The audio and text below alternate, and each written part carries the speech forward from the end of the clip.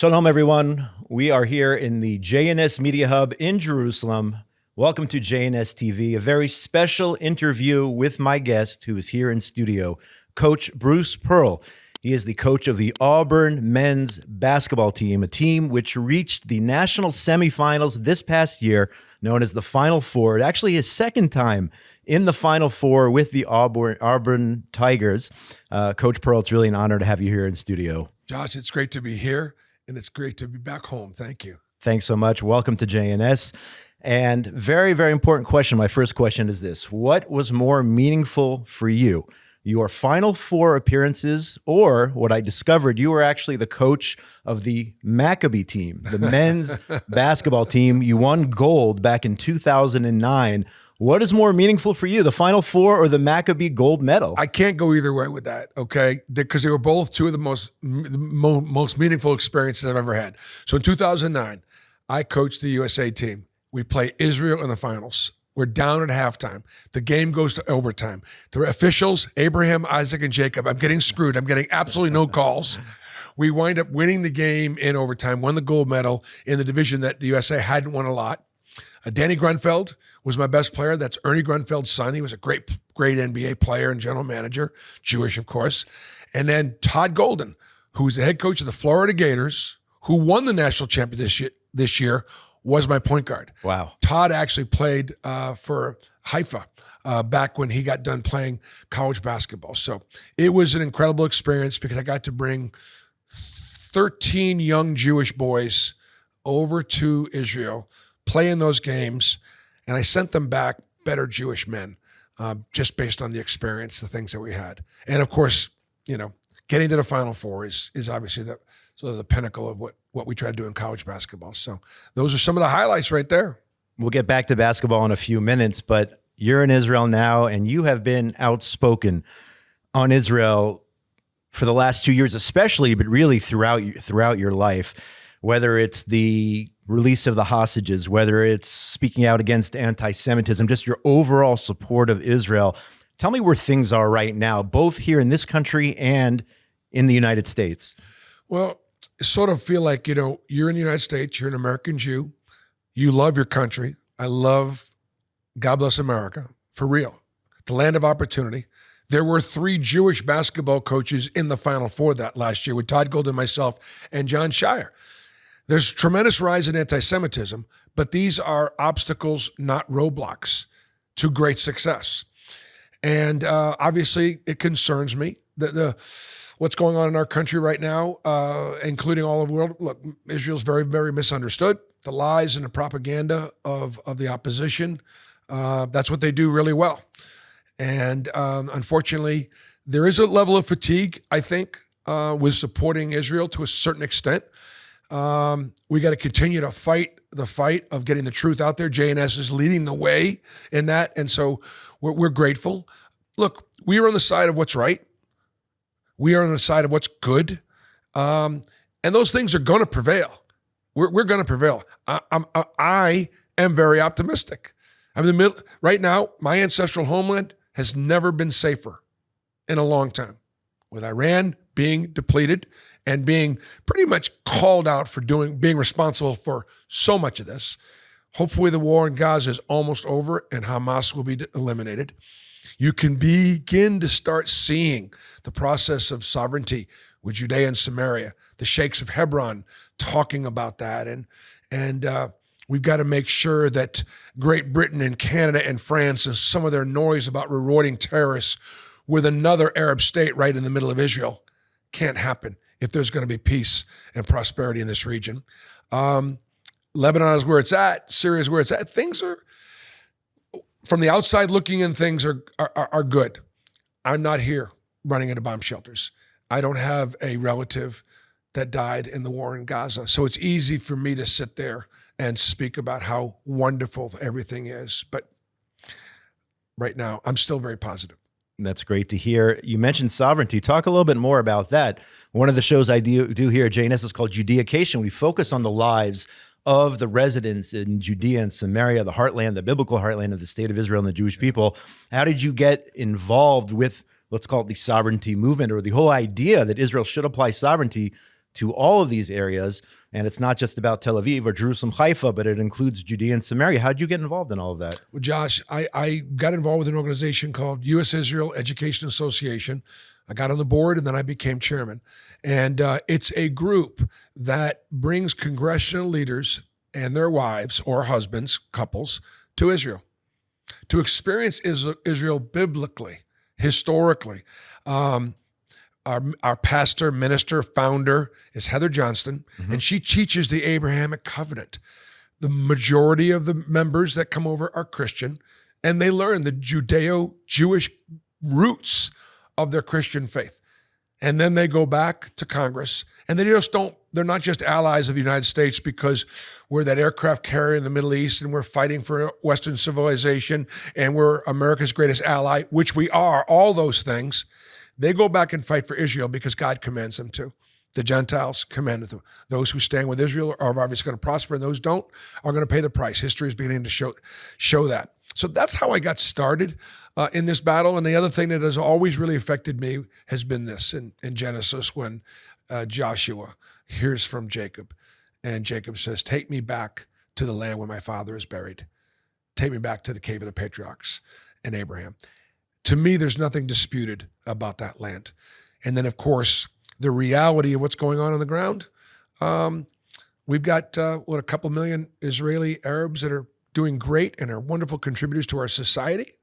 And we've got 1.8 million living in Judea and Samaria that have not made that transition yet.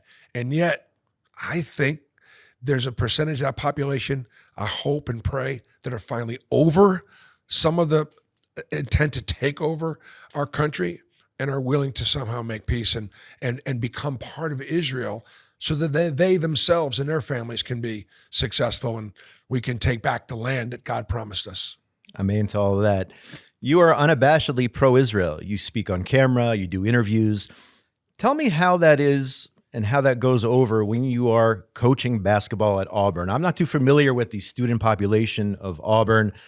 I don't know it as a bastion of U.S. Jewry, but how do your players interact with you when they see you on TV, standing up for Israel? I'm sure there are a lot of different opinions in terms of the players themselves, and they form opinions what they see on TV. How does that resonate when they see their coach who's so pro-Israel on TV? Do you sit down with them, explain to them the situation? Do you argue maybe with your players on the different issues? How does that work on a day-to-day basis as a coach? My players aren't arguing with me. We have some discussions, but they're not going to argue with me. There's a lot to unpack there, Josh. First of all, living in the South is very misunderstood. We need to pray, I think, almost every day and thank for the evangelical Christian support that we receive and from the United States. Folks like Pastor John Hagee and Kufi, Christians United for Israel, man, they're standing with Israel. They're going to be on those walls as watchmen. And this is a very important part politically. There's been no greater president in the history of our country than Donald Trump supporting the state of Israel. He's made every right move, and he's got elements in his party that don't always agree with him, the America-only folks versus the America-first folks. He's fighting that battle, and he's winning that battle, thank God, for Israel. And you said he deserves a Nobel Prize, correct? He deserves a Nobel Peace Prize. There's no question. And you know what? I've lost so much respect for the Nobel Peace Prize because of who they've honored for next to nothing. It's a joke, actually. But I know it maybe means something to President Trump. He should get it. The job that obviously he's done and looking where the Middle East is right now. How about this for the United States? If the Middle East ever gets to a place where there could be more peace and prosperity, and we began to develop the Abraham Accords in Saudi Arabia, they would just give up a little bit on Judea and Samaria and be willing to come in with Israel and understand that partnership would be best for all of the Arabs living. It would be an economic boom in the Middle East, and they would partner with the United States. And of course, President Trump loves good business. So it's something that could, obviously really where Auburn is a Christian community. Mm-hmm. It's a public school, but those evangelical Christians stand with Israel. They truly do. And so for me, I get great support. Are there some challenges? Of course. Are there a lot of people that call me out and say, why would you ever send your son to go play for Bruce Pearl because he's either a racist or all he cares about is Israel, so on and so forth. Look, I wear it on my sleeve. And there aren't enough people in our space doing enough talking to stand with Israel. And part of it is I'm a coach and a teacher. And so I try to find out the best information I possibly can. I come to Israel a couple times a year. I go in Judea and Samaria myself. I see it with my own eyes. I hear it and read it. And I bring back the truth. That's Excellent. Talk about this trip. You've been here now for what, several days in Israel? Yeah. What is, you mentioned last week's experiences with members of Congress. You can elaborate on that, but what is the goal of your trip? How many times have you been here, by the way, to Israel? Well, I come a couple times a year. Right. This trip was following up Speaker Johnson's trip to Judea and Samaria, the highest ranking United States official to ever go to Judea and Samaria. The fact that they had dinner, I believe it was in Ariel, with the prime minister and some leaders in the space. It was just a huge, huge statement. The only way Mike Johnson could get there and other members of Congress, if it was a private tour. We're not a PAC. We're not a lobby. We raise money by bringing other people over there in a lot of different ways, just so we can fund these trips. If they're going to make policy decisions about what should happen next, either in Gaza or in Judea and Samaria, they have to see it for themselves. They have to experience it. So that's kind of what we do. That was the focus of this trip. And just great meetings with some great folks. And I think the time is now. I think the timing is very, very important. As France and Great Britain and Canada and some of these Australia, these other countries start talking about rewarding the terrorists, where the Palestinian state right in the middle of Israel that's very damaging and very threatening and very, very concerning. And so I know what the Palestinians are worrying about. They're the ones that want the land, and all they care about is the land, not the people, don't want that. And they're going to do everything they can to call for a Palestinian state right now. And I think Israel and the people of Israel got to make a decision. What do they want? It's because we in the United States, or Speaker Johnson or President Trump, they're not the ones that are going to declare sovereignty over that land. It's going to be the Knesset. It's going to be the prime minister. It's going to be the people. Do the people of Israel want Jenin to turn into Gaza? Do they want Ramallah to turn into a more of a terrorist state, launching rockets like they experienced out of Gaza? Forget about the biblical promises that are there that matter to some. Let's say it doesn't matter to you. That's fine. How about your own safety and security?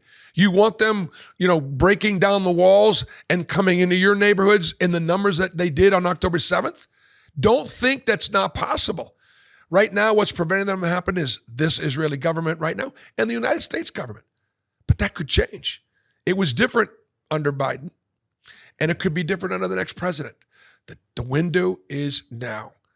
And I'd love to see Israel have the courage to jump in it. And my job as a Jewish American is to try to prepare our country for that to happen and understand it. You hit the nail on the head on sovereignty, that's for sure. How do you see the war progressing at this point? I mean, you're not a politician, you're an activist, you're also a coach. Yeah. What do you see in the days, weeks, months ahead? You hear about different scenarios being played out in terms of a potential Israeli entry into Gaza City, setting up some sort of security zone so that an October 7th from Gaza doesn't happen again.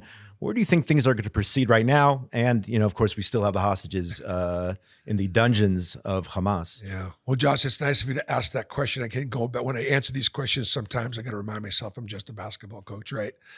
God forbid, not just. Yeah. The world is getting fatigued with the conflict in Gaza. They're tired of hearing about it. They're tired of seeing pictures, and whether they're real or made up or whatever the situation is. And so everybody recognizes this has got to come to a conclusion, and we need to do it fairly fast. Again, I want to thank President Trump for his patience, because he wanted to come in. He wanted to solve the problems in Ukraine. He wanted us over in Gaza right away. And to his credit, he's recognized the incredible challenge of how do we finish this and finish Hamas and still get our hostages back. And he's been very patient with the prime minister and everything that's going on. You go in hard, and you run the risk that the hostages are going to be killed. You don't go in, you go in really slow. When you do this, we already have 1,000 IDF soldiers that have been killed in this conflict. We've got 500 orphans as a result of a war that we didn't start, but we have to finish. So there's not an easy answer. I think if the prime minister goes back to his talking points from the very beginning, free the hostages. We've gotten over 200 out of the 250, which is amazing in and of itself. Free the hostages. Second, Hamas cannot be allowed to continue and remain as a governing authority. They must be defeated, eliminated, demilitarized. And third, setting up a situation where this can't happen again. Those are the three things that need to take place.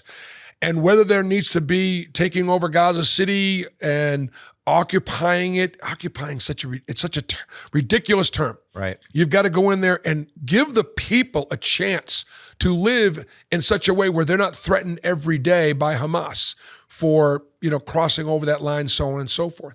So I don't know what the answers is. I just know that it would be better off if it ended sooner than later.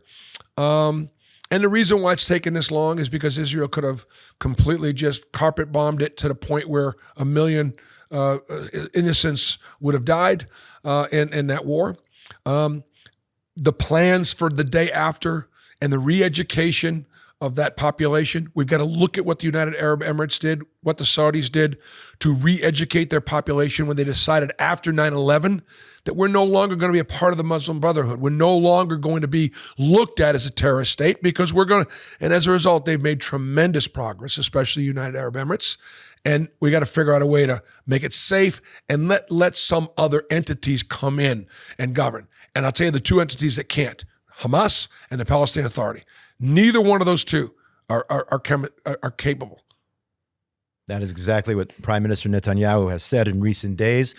Can we go back to basketball for a few minutes? You bet. Is that all right? You bet. The Auburn Tigers made it to the Final Four last year. What are your hopes, dreams, expectations for this upcoming season? I don't know exactly how many returning players you have. Yeah. What are your goals for this coming season? Well, our goals are always the same, to win the SEC championship. We've done that 5 out of the last 8 years, or at least a piece of it. Been amazing. God's blessed us beyond what we deserve, truly. And I think Hashem has done this to help give us a platform to ask for the release of Adon Alexander, for example, right. Which was really so very, very meaningful and impactful. Thank God he's home and safe. And to be able to do things like this outside of just basketball. But Auburn is a wonderful school. And I'm telling you right now, it's a place that's safe for Jewish students. So is the University of Alabama. And Alabama's got a really large Jewish population. They started a very active Hillel years ago. My team's going to be good. We'll be picked in the top 5 or 6 of our league. We'll be picked in the top 25 in the country. We've got a really hard schedule. I've got a great staff. My son is my associate head coach. He played for me in 2009 in those games, and hopefully someday he will be the next head coach at Auburn. It's in life, Josh, it's easier to get it going than it is to keep it going. So it's hard to keep it going year after year after year.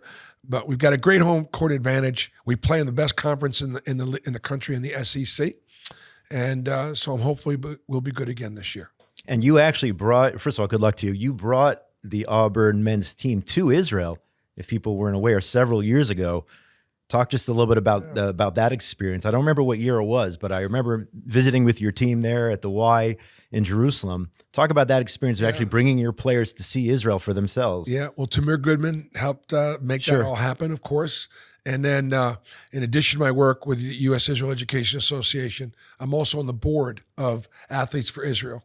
Daniel Posner is our founder and executive director. He's an amazing mensch. And he had the same idea and dreams and goals that I did about taking athletes to Israel. When we ask an Israeli, what can we do? We're on the outside. We haven't made Aliyah, but we want to help. They said, come back, come visit, bring others. So for me as a basketball coach, I'm like, you know what? I'm going to bring my team. To me, and faith and family is the culture of our program. That's the foundation of our program. And so to me, Jerusalem should unite us. It shouldn't divide us. It should unite all of our faiths. We're not going to get into this time. We'll do it another time. But I wanted them to go and be baptized where Jesus was baptized, in the Jordan River, up by the Sea of Galilee. I wanted them to see the Holocaust Museum. I wanted them to go to the Church of the Holy Sepulchre. We actually got into Bethlehem. It was at a time when we go to Bethlehem, and we also went to the Kotel. And I was able to connect my Christian players to the roots of their faith through better understanding of Judaism, so on and so forth. Israel loves basketball. It's a huge basketball place. I'm probably second only to the United States of America. You know who the best player in professional basketball was in Israel last year? Played for Hapoel, Jerusalem. Jared Harper. Mm-hmm. Jared Harper played for me at Auburn. He was the best. He was the MVP of the league. His center was Austin Wiley. I had Bryce Brown playing here, Leor Berman playing here. This year, Denver Jones is going to be playing for Herzliya. So our trip to Israel at Auburn, was obviously an amazing experience for my kids, but then it opened the door for a lot of my players to come back and want to play here professionally. Athletes for Israel also took Arizona and Kansas State here a couple years ago. And we had great support from the United Arab Emirates, who helped sponsor the second leg of that trip for Arizona and Kansas State in sort of promotion of the Abraham Accords. They came to Tel Aviv, and then they were the first sports team to ever fly, United States sports team to fly from Tel Aviv to Abu Dhabi. And so we had a bit of a celebration of the Abraham Accords, peace through prosperity, sports teams showing the world what's possible.